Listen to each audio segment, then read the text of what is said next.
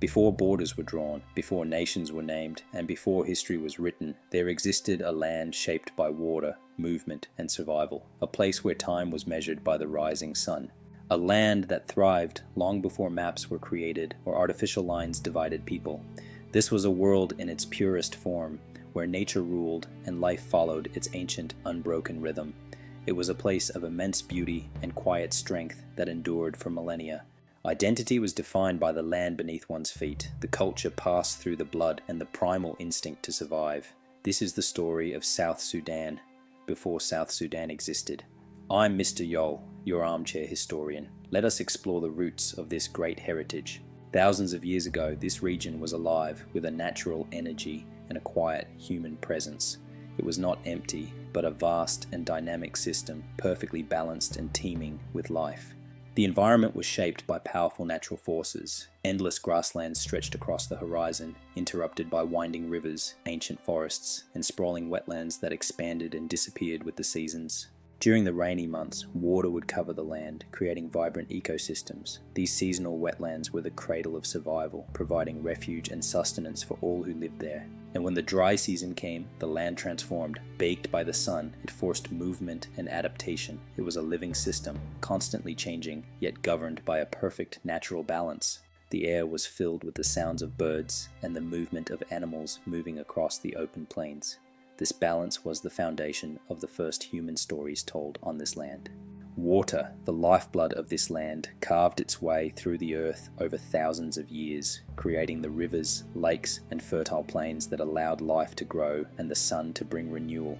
At the very center flowed the Nile. For thousands of years, it has been the defining force. Its waters rose and fell in a natural cycle, flooding the land and leaving behind rich, fertile soil. This rhythm made survival possible for plants, animals, and early communities. The river provided a natural pathway through the land, connecting different regions and fostering the first exchanges of culture.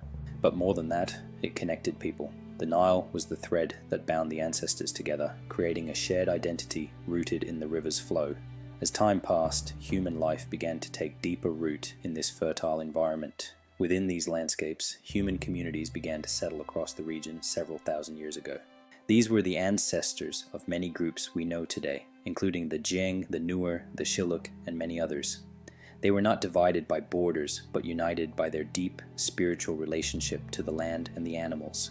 Their knowledge was spoken, passed through generations through oral tradition. History lived in memory, in the nuances of language, and in the shared experience of survival. It was a history lived every day.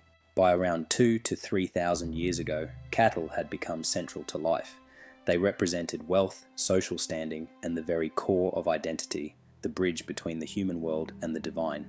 Communities moved with their cattle, following grazing land and water. This movement was a carefully understood system, a dance with nature developed over countless generations.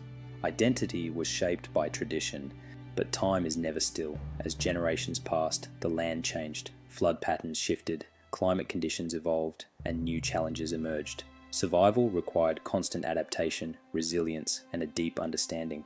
The people did not seek to control nature. They learned to live with it in a perfect balance. This was a land where history was lived in every breath, every movement, and every sunrise. This was the land before South Sudan, a land of balance, survival, and deep-rooted identity built over thousands of years. Its story did not begin with independence. It began with the earth itself. But change was coming. Forces from beyond would soon reshape its future. In the next episode, we explore how tribes and kingdoms began to take form across this ancient land.